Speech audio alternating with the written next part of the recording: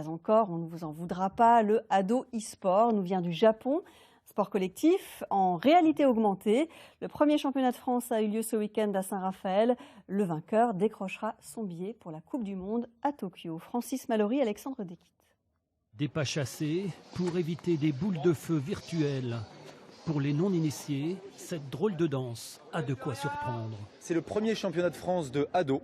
Le Ado, c'est une balle aux prisonniers en réalité augmentée. Ça vient du Japon. Là-bas, ils en sont déjà à leur troisième Coupe du Monde. Ça devient, je ne vais pas dire un sport national, mais ça devient de plus en plus populaire. 2 équipes de 3 joueurs, un casque de vision virtuelle augmentée, un bracelet connecté fixé au poignet et une gestuelle adaptée pour faire la différence. En fait, quand on a la main verticale vers le haut, ça va permettre de charger pour avoir des munitions. Quand on va abaisser d'un mouvement sec vers l'avant, ça va envoyer la munition qu'on voit à l'écran. Et quand on a le bras en bas et qu'on le monte, ça va faire apparaître un bouclier.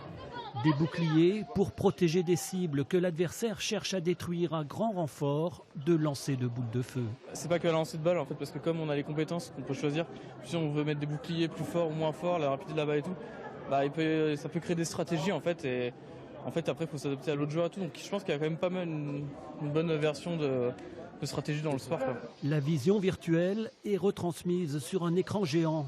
Chaque confrontation dure 80 secondes. Il faut gagner 2 manches pour être déclaré vainqueur. Alors pendant la pause, les entraîneurs peaufinent la stratégie.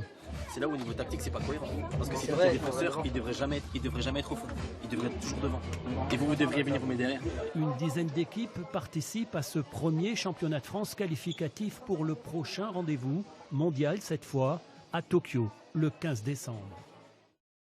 Et le champion de France ce soir est Saint-Raphaël qui partira donc à Tokyo à la mi-décembre pour la Coupe du Monde. On poursuit avec des images de l'épreuve.